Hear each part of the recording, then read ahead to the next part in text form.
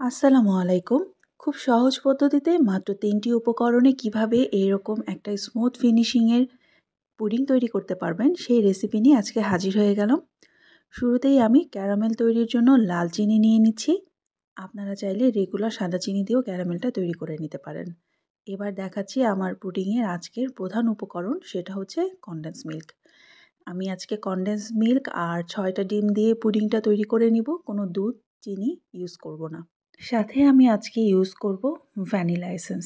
আপনারা চাইলে এটা স্কিপ করতে পারেন, সমস্যা হবে না। এবার আমি একটা বড় পাত্রে সবগুলো ডিম এক এক করে ভেঙে নিচ্ছি। আমি সবসময় ডিমগুলো আলাদা পাত্রে ভেঙে দেখে নিই, যাতে কোনো ডিম নষ্ট হলে আমি সহজে আলাদা করে ফেলতে পারি। সবগুলো ডিম একটা বড় পাত্রে একসাথে ভেঙে নিয়ে আমি কিছুটা ফেটিয়ে নিব। খুব বেশি ফ্যাটার দরকার নেই, কারণ এর সাথে আমাদের আরও কিছু উপকরণ মিশাতে হবে। কিছুটাই হুইস্ক করে নেওয়ার পরে আমি এখানে দিয়ে দিচ্ছি ১ ক্যান কনডেন্স মিল্ক পুরোটাই। যদি ছোট পুডিং বানাতে চান তাহলে ৩টা ডিম এবং হাফ ক্যান কনডেন্স মিল্ক দিলেই হবে।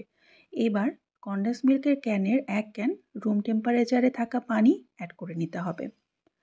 আর দিয়ে দিব ১ চা চামচ ভ্যানিলা এসেন্স। যদি এলাচের গুঁড়ো ইউজ করতে চান তাহলে হাফ চা চামচ এলাচের গুঁড়ো দিলেই হবে।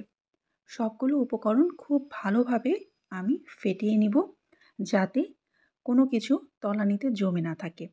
সব খুব ভালোভাবে হুইস্ক করা হয়ে গেলে আমি এবার পুরো উপকরণটাই একটা ছাঁকনি দিয়ে ছেঁকে নিব। এতে করে ডিমের মধ্যে যদি কোনো ইমপিউরিটি থেকে থাকে বা যদি কোনো ময়লা থেকে থাকে সেটা খুব সহজেই ড্রেন আউট হয়ে যাবে। আমি আজকে ওভেনে বেক করছি, তাই ২০০ ডিগ্রি তাপমাত্রায় ৪০ মিনিট আমি এটা বেক করে নিব। যদি চুলায় বেক করতে চান তাহলে 1/3 পরিমাণ পানি দিয়ে ৫০ থেকে ৫৫ মিনিট ফুটিয়ে নিলেই হয়ে যাবে।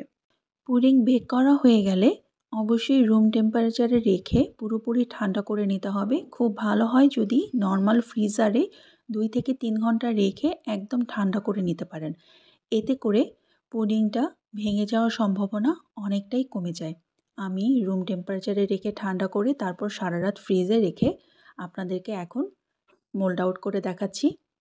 দেখুন খুব সহজেই কিন্তু আমার পুডিংটা মোল্ড আউট হয়ে গেল এবং খুব সুন্দর একটা স্মুথ ফিনিশিংয়ের পুডিং আমরা পেয়েছি, মাশাআল্লাহ।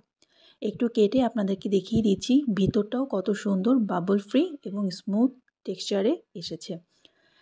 এভাবেই আপনারা চাইলে যখন তখন মাত্র ৩টা উপকরণ দিয়ে বানিয়ে ফেলতে পারেন মজাদার পুডিং। যাকে খাওয়াবেন আপনার কাছে রেসিপি চাইবে, গ্যারান্টি। সবাইকে অসংখ্য ধন্যবাদ এতক্ষণ ধৈর্য সহকারে আমার রেসিপিটি দেখার জন্য। সবাই ভালো থাকবেন। খোদা হাফেজ।